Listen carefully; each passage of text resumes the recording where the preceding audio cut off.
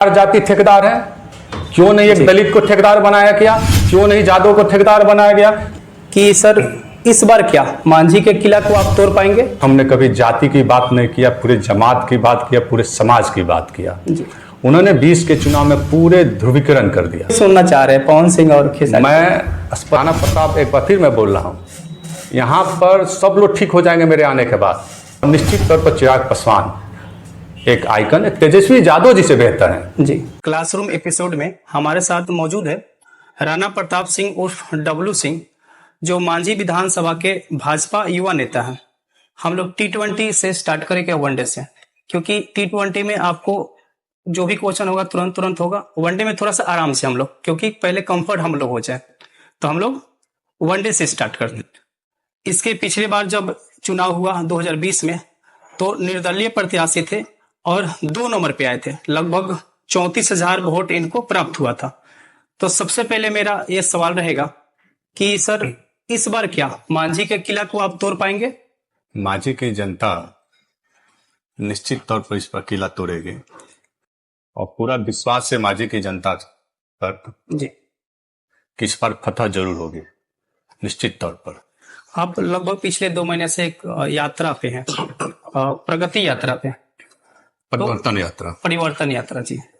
तो आपको क्या लग रहा है, समाज के जो वैसे तबका है जो वंचित रह गया है, जो जिसको आज भी शोषित गरीब के तबका, उस तबका को आप जोड़ने में कामयाब हो रहे हैं कि फिर इस बार वही जो था आपको रोकने के? नहीं जी, उस समय भी वह शोषित वंचित दलित अति पिछड़े गरीब स्वर्ण जो भी हिंदू या मुस्लिम हो, जो गरीब तबका से संबंधित हो, उस समय भी मैंने जोड़ने का प्रयास किया और आज भी लगातार मैं उन्हीं के पास जाता हूं, जोड़ने का प्रयास कर रहा हूं। और जो कुछ अब प्रतिबंधी का काम है अफवाह फैलाना, उस अफवाह में आप लोग मत आइए। और मैं एक एक व्यक्ति से, ऐसा कोई भी जिले में नहीं है जो घर घर जाकर आपके घर पर आपकी बात को समझता हो और आपकी बातों को रखता हो, वैसे प्रतिनिधि को भी चुनना चाहिए जी, जो हवाई हो। अब इस पर आगे हम बात करेंगे आपके विधायक पर भी। जी, हम आते हैं, उस पे आते हैं विधायक जी। और निश्चित तौर पर मैं आपके बीच में हूं और लगातार 16 साल यात्रा करना बहुत बड़ी चीज है जी। और तीनों टाइम्स निर्दलीय, तो आपका प्यार और सहयोग रहा, तभी तो मैं 35,000 वोट लाया 2020 में। 2015 में भी 3 मंत्री चुनाव लड़ रहे थे जी, और बड़े बड़े लोग चुनाव भी लड़ रहे थे। मांझी की जनता ने प्यार दिया, तभी तो उतना 15,000 16,000 के आसपास मुझे वोट आया। उस समय भी 12,500-13,000 से मैं चुनाव हारा था। और आज भी मैं जहां जाता हूं वहां भी इकट्ठी हो जाती है, प्रेम है। इस धूप में भी, कड़ी धूप में भी मांझी की जनता हमारे साथ चलती है। आप पैसा देकर भी नहीं चलवा सकते। सही बात है, क्योंकि आपके साथ ऐसा हम देखते हैं कि सबसे ज्यादा युवा चलते हैं और युवा आपको बहुत ही प्यार करते हैं। युवा ही नहीं चलते हैं, गरीब तबका के ही लोग चलते हैं। और मैं व्यक्तिगत बात, मैं मिडिल क्लास की फैमिली से ताल्लुक रखता हूं। मैं कोई सोना लेकर या सोना का चम्मच लेकर पैदा नहीं हूं। और राजनीति करना बड़ी कठिन जिंदगी है और मैं मेहनत करके आपकी ताकत और आपके बल पर, आपकी स्नेह पर इस जगह मैं पहुंचा हूं। पिछले बार भी सर आप निर्दलीय चुनाव लड़े थे और उसके बाद आपने बीजेपी ज्वाइन किया। आपको लग रहा है कि इस बार आपको बीजेपी से वैसा सम्मान मिलेगा, टिकट मिलेगा इस बार, कि फिर इस बार निर्दलीय या अपना दावेदारी ठोकेंगे? अभी पूरा विश्वास है कि सीट बीजेपी को ही जाएगी जी, लेकिन पार्टी क्या निर्णय लेती है, जी, किधर कौन सीट जाएगी, अभी फिलहाल किसी को मालूम नहीं है। इस पर तो पार्टी नेतृत्व तय करती है। लेकिन मेरी यात्रा जारी है और आपका स्नेह और मिलता रहेगा, तो निश्चित तौर पर इस पर आपका भाई विधायक बने। अब बीजेपी पाए तो एक बीजेपी सवाल है, क्योंकि ये जो युवा है ना, वो बीजेपी को बहुत अच्छा से कनेक्ट कर पाते हैं और बोलते हैं कि बीजेपी हर क्षेत्र में बहुत अच्छा काम कर रही है, लेकिन रोजगार के मामले में जहां बात आते हैं वहां बीजेपी थोड़ा सा बैकफुट पे दिखाई देती है। तो ये रोजगार का थोड़ा सा आप लोग सॉल्व नहीं कर सकते हैं? नरेंद्र मोदी जी की सरकार ने जिस तरह से 2014 के बाद इस देश में डेवलप का काम किया है जी, मुझे नहीं लगता कि और किया होगा कोई। नहीं नहीं, युवा तो बोलते हैं कि पानी, सब बिजली, क्षेत्र सब में कुछ। सही, क्या पर आपके यहाँ रोजगार के लिए कभी बिजली की पहले क्या समस्या ठीक थी? है। आज के समय में रोज सामने देखिए, रोजगार डेवलप हो रहा है। और देश के प्रधानमंत्री नरेंद्र मोदी जी का युवाओं पर जबरदस्त फोकस है, किसानों पर फोकस है, महिलाओं पर फोकस है, और लगातार रोजगार को सृजन भी किया जा रहा है। और इस बार एकदम रोजगार उससे भी ज्यादा, जो मोदी जी हमारे देश के प्रधानमंत्री जी का एक सपना है, हर नौजवान को रोजगार देना, और उसमें हमारे मोदी जी कामयाब हो गए। ठीक है। अब आते हैं कि आप लगभग 20 साल से संघर्ष कर रहे हैं इस क्षेत्र में, आप लीडर के क्षेत्र में, जो भी आप बोला जाए। क्या आपको ऐसा प्रेरणा देता है कि 20 साल से लगातार लगे हुए हैं? अब क्या ऐसा प्रेरणा हुआ कि आप चुनावी राजनीतिक में आए? क्योंकि आप बोला था कि अगर मांझी विधानसभा में देखा था सबसे अच्छा पढ़े लिखे आप व्यक्ति हैं, तो इस राजनीतिक क्षेत्र में आने का क्या आपका मकसद था? मैं तो बता देना चाहता हूँ, नौजवान साथी यहाँ पर बैठे हुए हैं, मैं बम्बई से इंजीनियरिंग किया हूँ, सॉफ्टवेयर इंजीनियर, जी। 95 के आसपास। और मैं बीए भी किया, और अभी मैं पीएचडी भी कर रहा हूँ। सोच, मैं आईएएस भी बन सकता था, आईपीएस भी बन सकता था। मेरे फादर प्रिंसिपल रह चुके हैं पॉलिटिकल साइंस, आप यूपी में प्रोफेसर रिटायर हो चुके हैं। और मेरी इच्छा थी, जो जब हम बम्बई से आए तो नौजवानों की एक ललक थे कि आप राजनीति में आए, और नौजवानों की ताकत, उनकी स्नेह, उनके आह्वान पर हम राजनीति में आए। और जो हमने लोकल स्तर पर जो भ्रष्टाचार देखा है, आप ब्लॉक में चले जाइए, आप कहीं भी जाइए, भ्रष्टाचार तो है। उसको मिटाने के लिए राणा प्रताप आया है, और पूरा विश्वास रखिए कि भ्रष्टाचार यहां पर मिटेगा। न मैं खाऊंगा और न खाने दूंगा। ये भारतीय जनता पार्टी का मंत्र भी है, और मोदी जी का भी मंत्र है, और मेरा भी। ठीक है। अब हम आते हैं वर्तमान विधायक जी पे।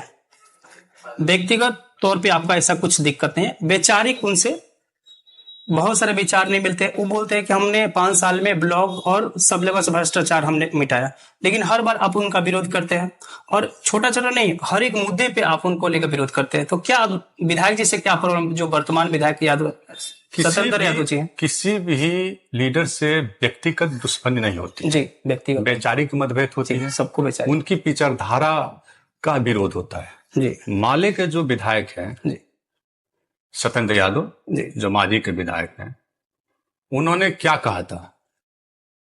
युवाओं को रोजगार के लिए बारे में कहा था, भ्रष्टाचार मुक्त समाज हम देंगे, और तमाम लोगों को प्रलोभन दिया था। उन्होंने ऊंच नीच की बात किया था जी। उस चुनाव में 2020 में मेरे जैसे लड़के चुनाव हार जाते हैं, जो सभी जातियों को लेकर चलते हैं। आज तक हमने कभी जाति की बात नहीं किया, पूरे जमात की बात किया, पूरे समाज की बात किया जी। उन्होंने 20 के चुनाव में पूरे ध्रुवीकरण कर दिया, लेकिन जिस तरह से मुझे भी प्यार मिला वो अतुलनीय है जी।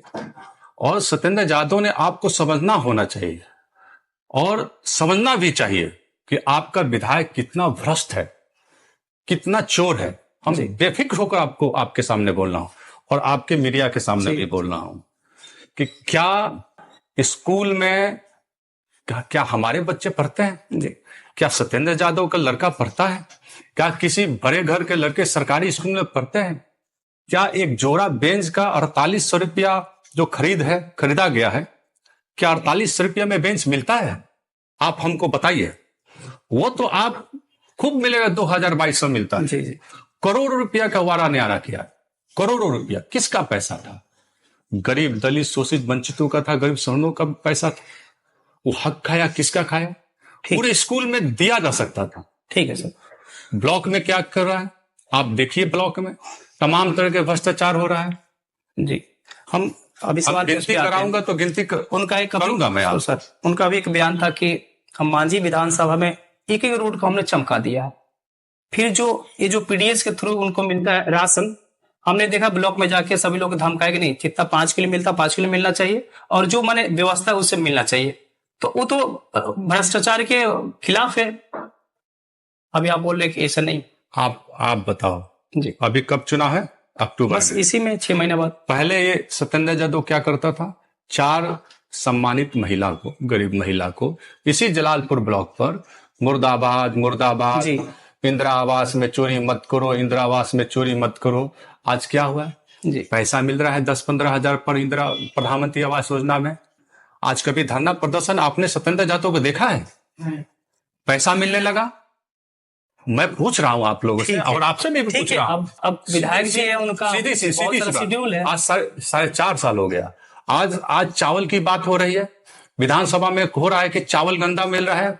आप 4.5 साल आप पीडीएस के दुकानों से और एफसीआई के गोदामों से आप 2-2 लाख रुपया ले रहे हैं, आंगनबाड़ी से हजार रुपया बांध रहे हैं। कहाँ आपका चरित्र गया? ठीक है सर, अब हम आते हैं। जब आते हैं तो हम ये जरूर सवाल पूछेंगे आपकी, ये जो ठेकेदार वाला है। ठीक है, हम आते हैं अब बीजेपी पे। बिहार में क्या नया सीएम देखना चाहते हैं इस बार? देखिए, भारतीय जनता पार्टी का स्पष्ट स्टैंड है जी। हमारे नेता भी कह चुके हैं जी कि नीतीश जी हमारे ही नेता हैं, इस बिहार के नेता हैं जी। और नीतीश जी के ही नेतृत्व में अगला चुनाव होगा। ठीक है, अभी आप नीतीश कुमार जी के आप वायरल वीडियो देख रहे हैं, राष्ट्रगान हो रहा है और फिर उसमें कुछ ऐसा हरकत हो रहा है। इसके पहले भी देखे कि तेजस्वी के ऊपर थोड़ा सा कुछ इशारा कर रहे थे। इसके पहले और एक वीडियो देखे कि 2 मंत्री को लड़ा रहे थे। आपको लग रहा है कि नीतीश कुमार जी मानसिक कुछ प्रॉब्लम है या इसी तरह हंसी मजाक टाइप पे वो कर लेते हैं? मानसिक रूप से अगर प्रॉब्लम होता जी तो पूरे बिहार को संभालना कठिन होता। ये सब जी विपक्ष का आरोप प्रत्यारोप है। ठीक ठीक ठीक, उन लोगों का काम है। और नीतीश कुमार जी 2005 के बाद 2005 में उन्होंने चीफ मिनिस्टर थे, उसके पहले क्या हालत थी? ठीक। आज सुशासन की सरकार है, महिला लड़कियां आज 2005 के बाद साइकिल से स्कूल जाती थी। सबसे ज्यादा बिहार में आज लड़कियां सबसे ज्यादा एजुकेशन ले रही है। जी। किसकी थी? एनडीए की सरकार। नहीं, इस बात पर शाबाशी है, ठीक है, लेकिन हम फिर अब उठा के देखते हैं पिछले 20 साल से है, लेकिन आज भी वही पलायन की स्थिति बनी हुई है। तो क्या लगता है कि बीजेपी की इस बार जो मैनिफेस्टो आएगा उसमें इस चीज़ का जिक्र किया जाएगा कि ठीक है अगले 5 साल में हम उस काम को करेंगे? जो मैनिफेस्टो आएगा निश्चित तौर पर इस पर जी उद्योग धंधा आना चाहिए। मैं किसी भी पार्टी से, मैं भाजपा से हूँ, फिर भी स्पष्ट रूप से मैं कहना चाहता हूँ कि बिहार में उद्योग धंधा आना चाहिए और पलायन रुकना चाहिए। हमारे नौजवान जिस तरह से दूसरे राज्य में जा रहे हैं, एक मजदूर बनकर, एक मजदूर की फैक्ट्री हो गई है, कोशिश किया जा रहा है और हमारी सरकार कोशिश कर रही है जी। कि यहाँ उद्योग धंधे लगे और यहीं पर बिहार के नौजवान काम करें। और इसमें आप मुजफ्फरपुर में देखिए, गया में देखिए, औद्योगिक क्षेत्र लगातार हो रहा है। पर सारण में आते हैं तो फिर वो नहीं दिखता। सारण में भी हो रहा है, सारण में भी होगा। अभी कृषि विद्यालय अमनौर में भी बहुत बड़ा आप अभी सुने होंगे। हाँ, अभी कृषि विद्यालय आप जलालपुर में आपको होने वाला है कृषि विद्यालय। ये हमारे एमपी साहब का भी बड़ा अहम रोल है, उन्हीं का काम है, योगदान है। आज जलालपुर में कृषि विद्यालय का भी अभी होने वाला देश में राम मंदिर बना। कुछ दिन पहले गृह मंत्री जी आए थे बिहार, उन्होंने बोल के गए सीतामढ़ी में हम सीता मंदिर को बनाएंगे। तो आपको क्या लगता है कि ये चुनाव राजनीति के लिए किया जा रहा है कि सही में आपको लगता है कि बनना चाहिए? किसी के लोगों को आस्था का सवाल है, तो इस पर आपका क्या प्रतिक्रिया? सीता माँ सबकी माँ जी, वो हम भी भगवान राम का मंदिर बना जी। किसको दिक्कत है? नहीं, किसको दिक्कत? आपको दिक्कत है? क्या आपको दिक्कत है? मैं ये नहीं कहता, मैं ये नहीं कहता। मैं हर धर्म का इज्जत करता हूँ, लेकिन मैं गर्व हूँ कि मैं हिंदू हूँ। मैं गर्व से कहता हूँ कि मैं हिंदू हूँ। मैं ये नहीं कहता कि दूसरे धर्म के बारे में आप शिकायत करो, लेकिन मैं हिंदू हूँ तो मैं गर्व से कहता हूँ मैं हिंदू हूँ। तो क्यों नहीं हमारे जो भगवान हैं, जो हमारी माता हैं, वो क्यों नहीं बनना चाहिए? इसमें चुनाव की पहले कहाँ बनता था? 2014 के पहले आप बताइए, जय श्री राम बोलने पर आपको गाली दी जाती है, जो हमारे भगवान है। मैं आज फिर कहता हूं कि मैं किसी भी हर धर्म को मैं इज्जत करता हूं, लेकिन मैं गर्व से कहता हूं मैं हिंदू हूं। और इस देश में सबको रहने का अधिकार है, हर व्यक्ति को रहने का अधिकार है, हर धर्म को रहने का अधिकार है। और ये देश, आप विदेश में चले जाइए क्या स्थिति है, और हमारे देश में देखिए आज भी समाज में अच्छे से सब लोग रह रहे हैं, हर धर्म के लोग रह रहे हैं। ठीक। और बड़ी खुशी की बात है कि हमारे यहाँ माता सीता के मंदिर बन रहे हैं जी। इससे ज्यादा खुशी की क्या बात हो सकती है? ठीक। अभी है एलजेपी के अध्यक्ष हैं चिराग पासवान जी और तेजस्वी यादव जी, आपको दोनों में से बेटर किनको मानते हैं, चाहे बिहार का भविष्य किनको मानते हैं? निश्चित तौर पर मैं चिराग पासवान को मानता हूँ। चिराग पासवान में वो एटीट्यूड है, आपके बीच कनेक्ट होने की वो ताकत है, और चिराग पासवान में जो एनडीए के साथ में है उनका विजन भी है, देश के प्रधानमंत्री के नीतियों को बिहार में भी लागू करते हैं। ठीक।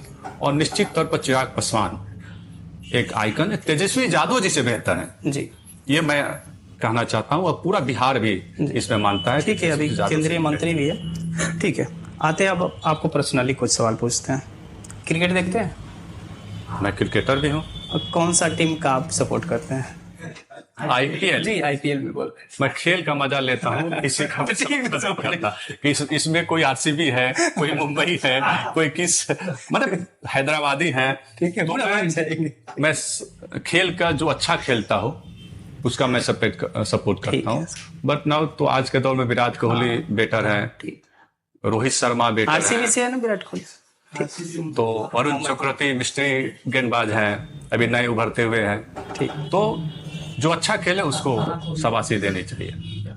आज ही से शुरू होने जा रहा है। ठीक है सर, सभी लोग लग जाएंगे 7 बजे शायद। आज ही से शुरू होने। ठीक है, हाँ, फेवरेट आपका फूड क्या है, जो आपको लगता है कि हाँ काश के मिल जाए तो मजा आ जाता, ऐसा कुछ होता है? फेवरेट फूल गुलाब है। नहीं, फूड खाने पीने की बात करें सर। अच्छा, फूड कोई ऐसा फेवरेट नहीं होता है, ठीक है, जो चलेगा, जो मिल जाए।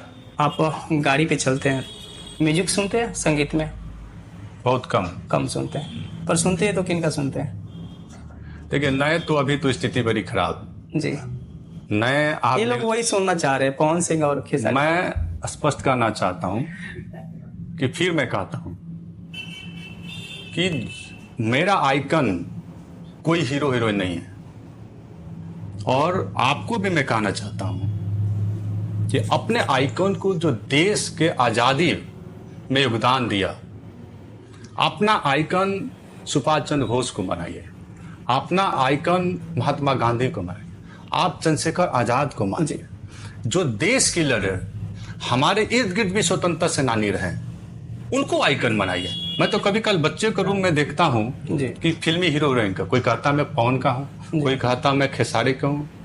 वो सब मत रखिए, वो पैसा कमाने के लिए आपके आपस में कभी जाति की लड़ाई लड़वाते हैं। इस चीज से आप लोग दूर रहिए, और मैं इसका जबरदस्त खिलाफत हूँ।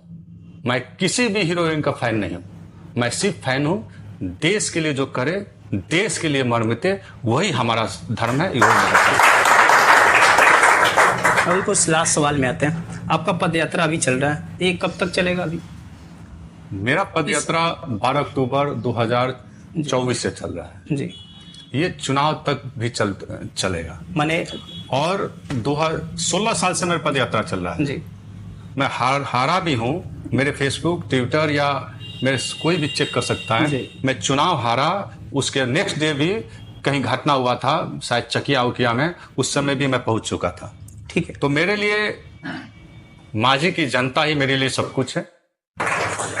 अगर मांझी की जनता आपको आशीर्वाद देती है और इस बार आप चुनाव जीत जाते हैं, तो कुछ मन में ऐसा है कि ये जीतते हुए ये बड़ा काम है, कुछ करूंगा, चाहे मांझी विधानसभा के लिए ऐसा कुछ सोचा हो, जैसे कि आप स्वास्थ्य के क्षेत्र में, खेल के क्षेत्र में कुछ बड़ा करने के लिए आपका कुछ ड्रीम प्रोजेक्ट हो, ऐसा कुछ है?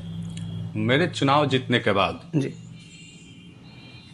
जो 2025 में चुनाव होंगे, जी, भ्रष्टाचार तो नहीं होने दूंगा लोकल स्तर पर। जो आप लोग जाति प्रमाण पत्र से लेकर तमाम तरह के जो एक समान जो काम होता है। दूसरी कि मांझी में उद्योग धंधे लगाना, आप नौजवान हो, आप पढ़ते हो तो रोजगार के लिए। जी, मेरा विजन स्पष्ट है। मेरा ये नहीं है कि मुझे विधायक बनना है, मुझे ये करना है, वो करना है। प्रभु ने मुझे सब कुछ दिया है। तो इस देश में 2 व्यक्ति भी हैं, मोदी योगी। तो आप ऐसे भी बनो, ईमानदार बनो, और आपके छोटे छोटे जो बैंक से कनेक्ट करके जो केंद्र सरकार और बिहार सरकार तमाम योजनाएं जो गवर्नमेंट देती है, आप छोटे छोटे उद्योग जो बैंक से कनेक्ट करके आपको लोन दिलवाकर आप स्वरोजगार मैं कराऊंगा, जिससे खुद आप रोजगार अपने मांझी के लोगों को दे सके। मेरा विजन है और इस विजन में मैं कामयाब भी होऊंगा, इसमें कोई दो राह नहीं। ठीक है सर। अंत में आपको बोलें कि इन युवाओं के लिए अगर कुछ कहना है तो आप बोल सकते युवा भी पूछ सकते हैं मुझसे। हैं। ठीक है, आप लोग कोई सवाल हो तो आप रख सकते बेफिक्र होकर पूछ सकते हैं। आप युवा, आने वाले चुनाव आपके लिए मैं लड़ रहा हूं और पूरा विश्वास है आप मुझे कदम से कदम मिलाकर मदद करेंगे। हैं। ठीक है सर। और आपके जो विधायक उससे भी पूछो, जी पूछना चाहिए, क्योंकि वोट से ही चुनाव जीता जाता है। उसने 5 साल में क्या किया? 40 करोड़ रुपये उन्होंने कमाया। ठेकेदारी में 8% उसने कमीशन लेना शुरू किया है और आज चावल के बारे में बात कर रहा है। 4.5 साल कहाँ था? मैं पूछना चाहता हूँ। आंगनबाड़ी में 1,000 फिक्स है जी। डीलर से फिक्स है। आपके स्कूल जो बनते हैं वहां फिक्स है। जो स्कूल में अलमारी जा रहा है, जो अलमारी 45-40 हजार का शायद अलमारी आ रहा है, इतना का अलमारी आप चेक कर लो, आप खुद भी देख सकते हो, इस बेंच को भी देख सकते हो। गरीबों को लूटा है केवल। मैं तो कहता हूं कि एक बार किसी जनता को बुर्बक बनाया जा सकता है, इस बार बुर्बक नहीं बने। और पूछना भी चाहिए कि ये रोड क्यों खराब बना, क्या कारण था। आप विधायक थे, किसी की हिमाकत होती किसी भी ठेकेदार को गलत रोड बना देने के लिए? आपका कमीशन जा रहा है तो हम चुप हैं। और राणा प्रताप, एक बार फिर मैं बोल रहा हूं, यहां पर सब लोग ठीक हो जाएंगे मेरे आने के बाद। रोड भी ठीक बनेगा, बिजली भी ठीक हो जाएगी, सब कुछ ठीक आएगी। समय आने दीजिए, आपकी सहयोग की आवश्यकता है, बेफिक्र होकर पूछिए आप।